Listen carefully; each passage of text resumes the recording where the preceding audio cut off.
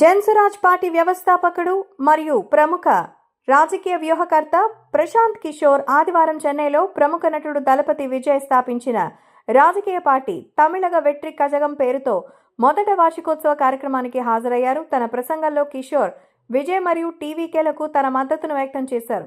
పార్టీని మార్పు కోసం ఉద్యమంగా, నటుడు రాజకీయ నాయకుడిగా మారారని, తమిళనాడుకి కొత్త ఆశగా అయితే అభివర్ణించారు. కిషోర్ తన ప్రసంగాన్ని తమిళంలో వణక్కమని పలకరిస్తూ ప్రారంభించారు. మరియు ప్రధానమంత్రి నరేంద్ర మోదీ కూడా తమిళ ప్రేక్షకుని అదే పదంతో పలకరిస్తారని హాస్యాస్పదంగా పేర్కొన్నారు. ఆ తర్వాత తనని త్వరగా తన పర్యటన ఉద్దేశంపై దృష్టిని మళ్లించారు. తన ఉనికి రాజకీయ వ్యూహం గురించి కాదు, మార్పు కోసం ఒక దృక్పథానికి మద్దతు ఇవ్వడం గురించి అంటూ నొక్కి చెప్పాడు. మీ విజయం లేదా తుది ఫలితం ప్రశాంత్ కిషోర్తో ఎటువంటి సంబంధం లేదు.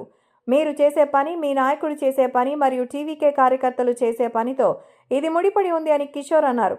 టీవీకే కోసం వ్యూహరచన చేయడానికి లేదా విజయ్కు సాయం చేయడానికి తాను అక్కడ లేనని ఆయన స్పష్టం చేశారు. ఎందుకంటే నటుడిగా మారిన రాజకీయ నాయకుడికి ఆ సహాయం అవసరం లేదు. బదులుగా విజయ్ను ఆశకు చిహ్నంగా మరియు టీవీకేను తమిళనాడులో కొత్త రాజకీయ క్రమాన్ని కోరుకునే లక్షలాది మందికి ప్రాతినిధ్యం వహించే ఉద్యమంగా ఆయన అభివర్ణించారు. తమిళనాడు మరియు పశ్చిమ బెంగాల్లో పనిచేసిన తర్వాత 2021లో రాజకీయ వ్యూహాల నుంచి రిటైర్మెంట్ ప్రకటించిన కిషోర్ 4 సంవత్సరాల విరామాన్ని ఎందుకు విచ్ఛిన్నం చేయాలని నిర్ణయించుకున్నాడో వివరించారు. విజయ్ నాయకు రాజకీయ నాయకుడు కాదు, ఆయన తమిళనాడుకి కొత్త ఆశ. టీవీకే కేవలం రాజకీయ పార్టీ కాదు, ఇది మార్పు కోసం ఒక ఉద్యమం అని ఆయన అన్నారు. టీవీకేకి మద్దతు ఇవ్వాలనే తన నిర్ణయం ఉమ్మడి విలువలు, ఆదర్శాలు మరియు తమిళనాడు ప్రజలకి గౌరవం, సమానత్వం మరియు అవకాశాలు తీసుకురావడమేనని ఉమ్మడి లక్ష్యం ఆధారంగా ఉందని ఆయన అన్నారు.